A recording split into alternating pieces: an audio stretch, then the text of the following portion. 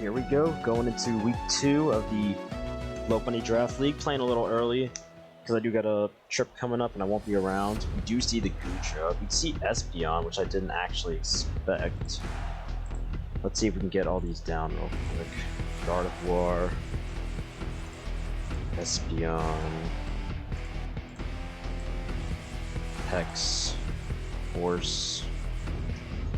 I mean, I can deal with that later. I think I want to lock in, actually get the guys up. The Horse and the Pex is really annoying for the Trick Room mode, but that's definitely the one I want to try for. I mean, Aegislash looks pretty good here. Just have to watch out for Mudsdale, but I'm not super worried about it. My Clef is looking okay, too. I just don't know which mode I want to start with, and I think we're going to start with just Trick Room and see what happens. So, we want this, and we need... I mean, there's no Absol either, so that also helps a lot, so probably this plus this.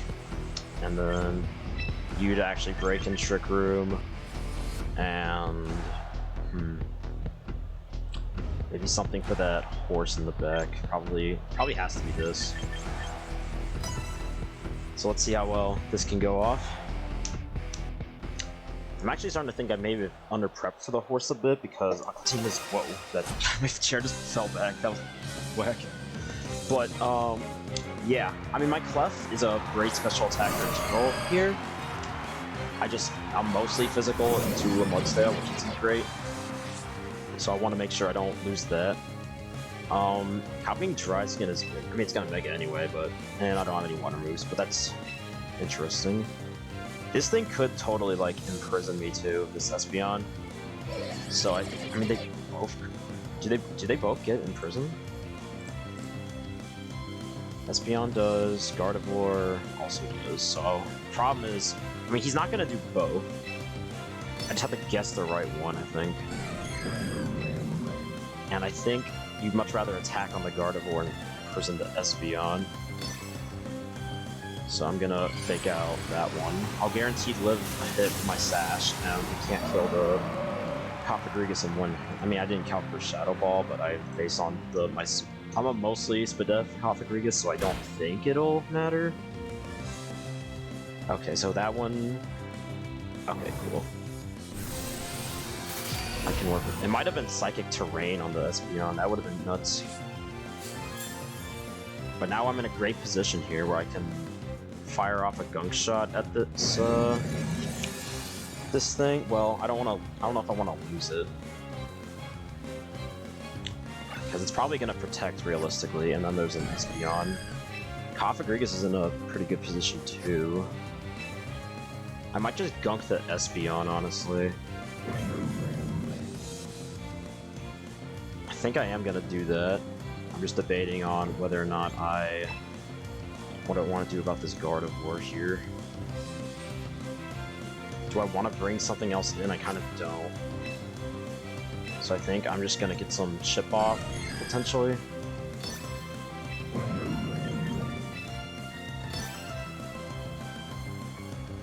It doesn't actually protect the Gardevoir. So somebody probably dies, but that's fine, because I can get a breaker in. And I don't actually get a kill, so that's not great. That's not what we love to see.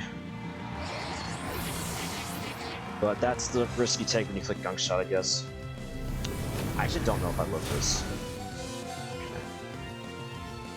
Okay. Calm Mind is kinda okay here. Do I want to start setting up, or do I just want to get a kill? That's the thing. I don't really want to send this out, because he could just swap either of them into the Mudsdale and just get some free boosts, and I'm not confident enough to SD with it yet, so we're going to try this.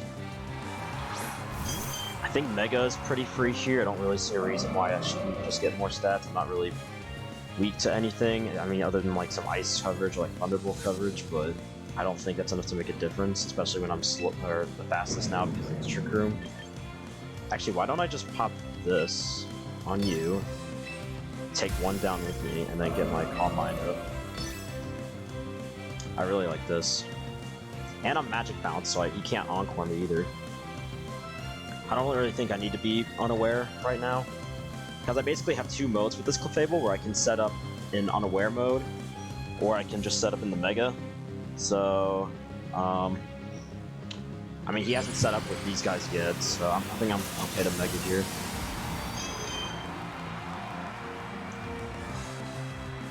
I don't think he's going to see the Destiny Bond coming either, so this will be pretty cool. Should get a nice lick here on one of them. I think Gardevoir, if he Hyper Voices on Gardevoir, then killing that is actually pretty major. I think I have 2 or 3 turns of Trick Room left after this. So I should tank that pretty easily. Gardevoir's going to go down, which is awesome. So that brings the game to a 2v3, but I do have a Calm Mind up. The side terrain is up, but I don't think it really helps him right now. He doesn't have any priority. Neither of us really have any priority, and he doesn't really have anything else that benefits off the side terrain other than this Espeon, which I'm pretty confident I can just blow up with 2 cannon here. Or, I mean, even Clef might be able to kill from here. Okay, here's the raid boss.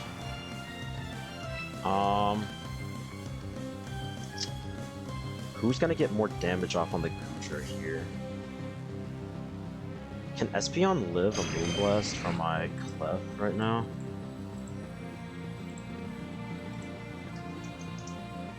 Like, it shouldn't. I want to Moonblast the Goodra, I think. I think I'm gonna do this. Because I think it should be a nice chunk of damage, and also, whatchamacallit, potential Spatak drop. I also forgot to keep track of kills, but I did record this anyway, so I can always just go back and do it later. Why is my 2 cannon so small? I didn't even consider that I was slower than this because I'm Mega. Okay, that flinch is actually pretty freaking horrible. But I'm minus speed on 2 cannons, so I think I'm faster than Goodra. I mean, it just depends on if he wants to kill Clefable here. I don't know if SDing on this is the play, but I kind of need it to beat Milotic. I don't know what my out is here, to be honest. I think I just need to get some kills on something. If I can maybe kill the Milotic quickly, and then... yeah, because this thing's probably just gonna die. If I can kill the Milotic quickly, and then, like, break through Goodra, I guess. It's not a solid plan, but I mean, this is... I'm also getting some information here. I can see that, what's his face? That guy's not running too much, physical bulk, based on that roll. So that's good to know for next game. So, okay. So I think what went wrong there is that I misplayed Clef a little too much with the... I wasn't considering that the speed tiers, and also the, yeah, there was a bit of hacks. I missed Gunk Shot, I got Flinch on Iron Head. There was some hacks, but I'm not going to blame it all on that. I did make some misplays that I can learn from. Crook I think would have been really good in that game. I think Scarf Crook would have been great. So I might try to play around that next time. I think I actually kind of down to lead it.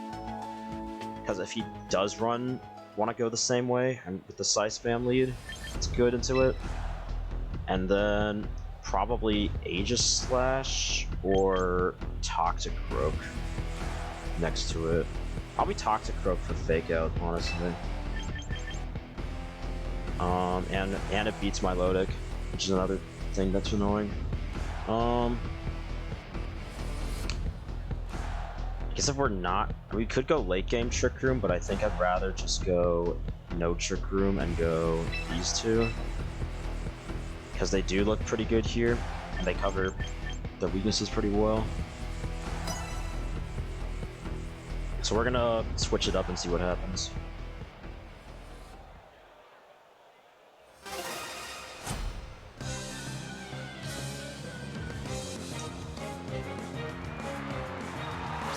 We see Gardevoir and Goodra on lead, so Krookodile's looking really scary here on lead, actually. It's kind of a lead where everybody can kill each other, actually, which is interesting. So I think my question is, who do I want to fake out, and who do I think is going to protect? Because I can basically kill one of these two right now with the Crook, or at least get a bunch of damage off on Goodra. I probably won't kill it, though. I think I can deal with Gardevoir with my two in the back, so I think it's most optimal to go for the kill, or go for the big damage on you. And then, I guess I'm not too worried about any attack from Goodra other than maybe a body press, so I think I'm going to fake out the Gardevoir. Also, I'm faster than the whatchamacallit, maybe I should have attacked the Gardevoir because my Toxicroak is faster than the Goodra, but not the Gardevoir, so maybe I should just gunk shot at this and then CC'd the Goodra. Is what I probably should have done if I could have changed it, but this shouldn't be a terrible play. I did not think that was gonna kill. Wow. That is pretty nuts. And we get the Moxie. Actually, we're in a great spot because we're Scarf, and we can outspeed and kill this Gardevoir too. Never mind, I'm in a great play. What does he have that can even take a hit from this right now? Mudsdale and Milotic probably live one.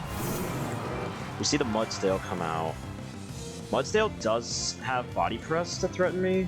I don't think it'll kill though.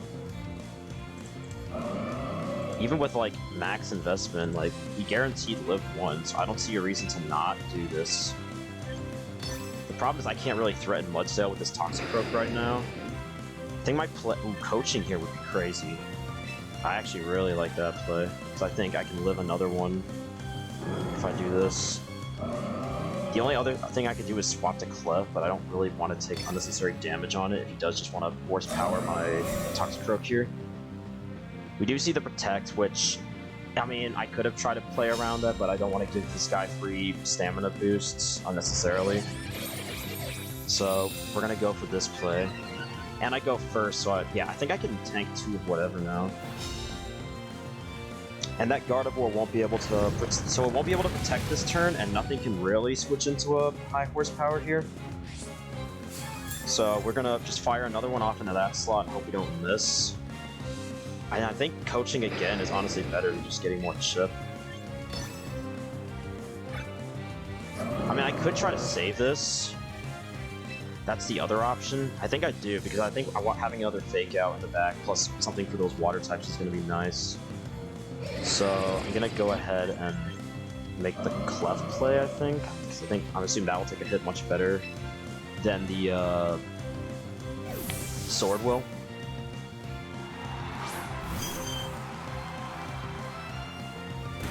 So that should be dead.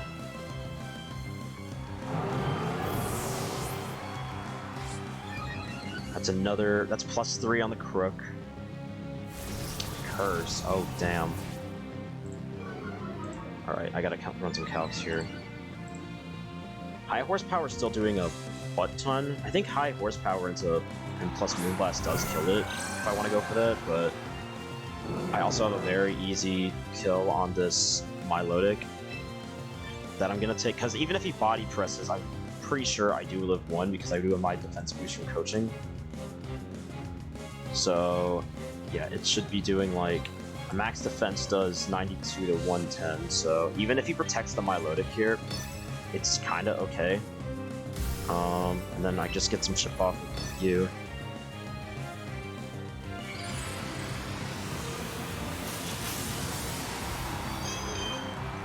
I didn't even calculate if high horsepower kills Milo, but I mean, I'm +3 and adamant, so I'm like pretty confident it does. I guess I can calc that while that protect is going on.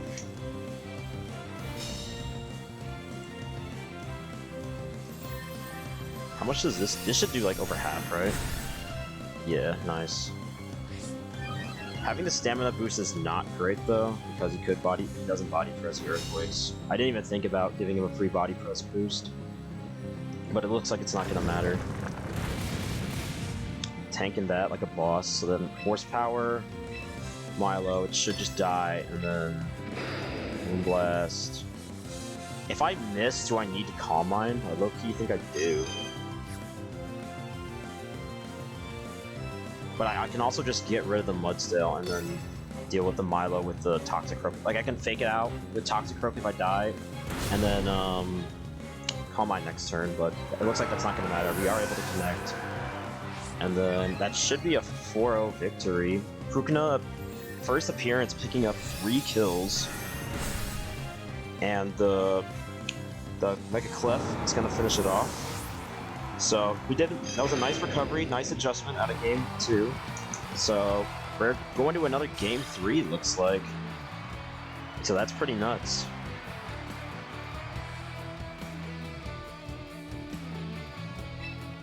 So how can I use what I learned that game? Because that Crook actually just did some crazy damage. So I think I do want to try a Crook mode again. His adjustments are maybe just leading Mudsdale. Maybe. He's probably gonna lead something that can threaten, like even Milotic lead, just to immediately threaten me out, is also a play. Because I don't think I can. I don't know if I can 2-hit KO it with no boost. Yeah, I can't, or at least it's not guaranteed. It depends on the spread. So I kind of don't want to do that. I think I can punish.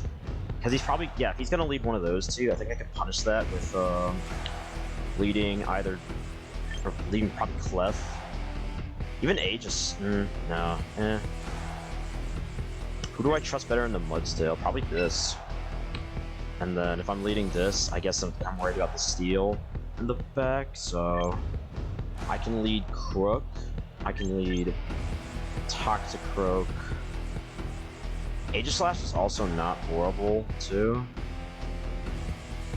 I think I might try Aegislash, because if he goes for the Scythe mode again, I think I want this out instead of that, so those 3, and then maybe a late game Cofagrigus here. Or Fake Out. I think I'm gonna go Cofagrigus. I think either one could work here in the last slot. The first 3 just look really good. I think Fake Out support low-key would have been better, but a late game Trick Room could turn the tide or Destiny on. So we do see the Milo on lead, which is what I thought. I'm in a pretty good position because I'm Lumberry on Aegislash. Even if I get the Skull Burn, I'm fine. So Gardevoir is actually pretty caught out of position here because it can't threaten either of these two that hard. And I can just Poltergeist into Shadow Sneak it. So I'm gonna Calm Mind on you. And we're going to, I think, just Poltergeist, yeah, because I'm slower than everybody. There's no need to sneak. The Milo isn't super threatening to either of my guys.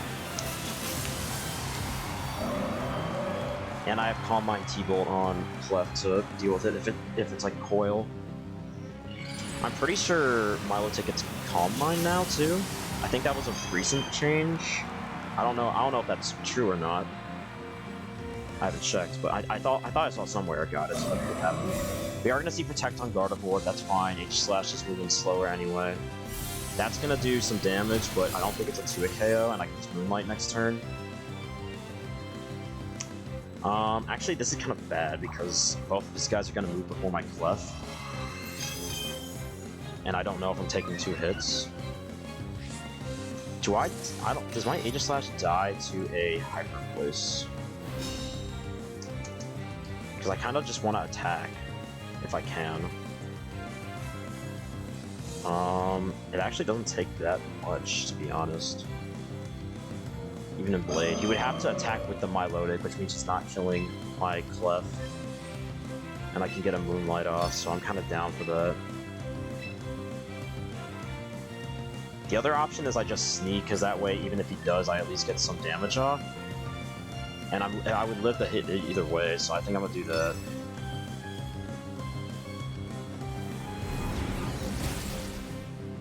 Oh, that's some big damage. 80% is no joke. Also, why is my Aegislash so large? It's like the biggest guy on the field. Alright, so that's gonna go down, which is unfortunate, but I'm not in a terrible spot. I got a big hit off on the guard. See, I would love to send out Toxic Rope right now, but I think we're gonna go... I can't send this out because Milo... I'm not threatening enough to Milotic. Or am I? No, definitely not.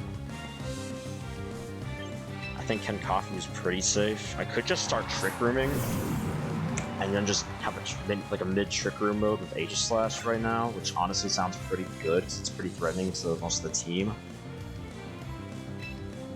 And I think I can get it off pretty freely. I don't really want to... I mean, King's Shield and Trick Room is honestly a pretty free combo, so I don't see why not going for that. And I can bait out because that guard is probably protecting or switching anyway. The only other play would have been to Poltergeist the Milo, but I don't know what it's going to go for here, so I don't want to completely commit to that. And yeah, my Aegislash would have taken a butt ton from that Hyper Voice too. So he is running Scald, so if that's his main way to deal with physical Aegislash, that's great for me because I'll Lumberry it off. So now, I think I Nightshade the Gardevoir and then use my big damage boost on this guy to get some, or my speed boost on this guy to get some big damage off. I just don't want to, I don't want him to die, but he probably is going to, but I think I have to, it's still a play I have to make.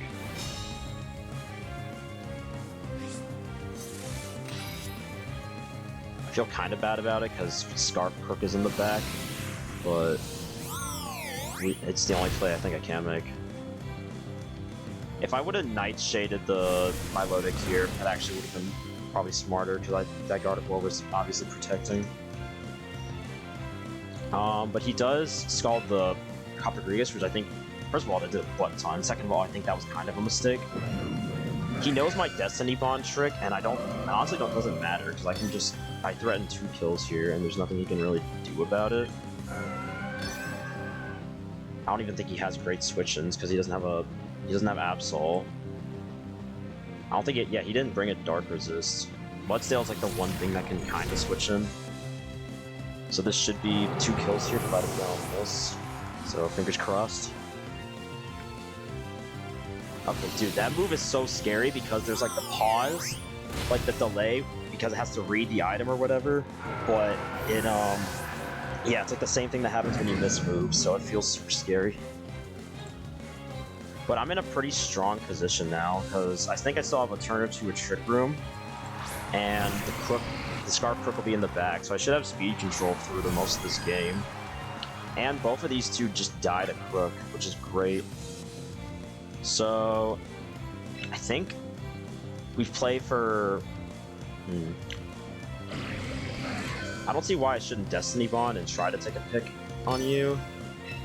And you can blow up probably... If Crook does come in, if one of my guys dies, I think I'd rather him try to take a hit from Espeon than Goodra. But the problem is I can't guarantee kill the Goodra with Sacred Sword, so I think I'm going to take my lick on the Espeon. Or try my luck here.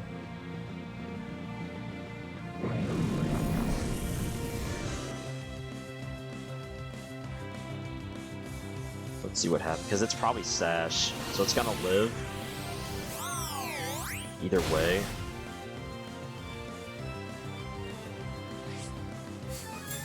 Let's see if he tries to kill the Coppergrigus here. Curse on this is pretty scary, but I think I have one more turn of Trick Room, so I can get a hit off before. And Sacred Sword ignores the boost, and this thing just died. Actually, this could be a spicy endgame because I think Trick Room is still up, right, for one more turn, so I have to take a hit from the Goodra. And my Aegislash isn't the most healthy right now. So I'm just gonna Horsepower and Sacred Sword, because I don't think he has a move that kills. I don't think Earthquake is doing enough to... Earthquake, I think, would lose him the game. Because my, my Crook would easily live that and then kill it the next turn. Iron Head. That does a butt ton. Sacred Sword brings it down to 13. I think that's game. If we don't flinch and we don't miss. Krookodile bringing it home. That's a big, big week for Krookodile. Came week 1 but didn't come to any games. Won me the set when I was down 1-0 by coming back in the last 2 sets. And the Krookodile also popped off too. That was really cool to actually see that get some use and see some cool Destiny Bond shenanigans. So that was really fun. We're gonna undeafen. That was like legitimately. I was very impressed with both y'all strategies. That was really fun, actually. Yeah. Good game. Good game. Yeah, I tried the Gudra Curse strategy. I figured you set up Trick Room. I just didn't have. Yeah, I saw the Curse. I saw the side terrain in the first game. I didn't have time to do Expanding Force though, but yeah, because it was just you had to do the flaccid Expanding Force instead of the super scheist terrain. Yeah. Hey, fantastic match, fantastic strategy. That was it Choice Scarf on Krookodile? Yeah, on the Krookodile. Yeah. I figured. So it would have been faster than Mega Gardevoir regardless. And it had Gunk Shot, just a one-shot it, but it didn't even end up needing it. Yeah. Alright, I have to go out because I have to get to a wedding. Fantastic, Matt. Have fun. Good job, GG's. Well and win. Take it easy, boss. Alright, see ya. See ya. Dude. I'm really glad I got that Destiny Bond to work. I know, bro. Krookodile is the unsung hero of that match. That guy was like kind of sleeper OP in that game. Crazy. Him and Crook kind of had a big ass pop off. Yeah. Oh my gosh. Because Crook brought it back from 0-1 to 2-0. Yeah. Wait, I gotta figure out how to get all these updates in. Oh, I'm on the wrong dock. That's what I'm doing. And thanks for keeping track of kills too. That's really helpful. Of course, bro. It was just fun to watch. If anything, like I'm glad I got to see that. I did it. I broke the Gudra. Somebody was able to do it. Bro, it almost broke. Like that first game was a hard thing to win. Yeah, that's why I pivoted in that second game to just like, let's just use Krookodile and see what happens. Yeah. And it ended up working out.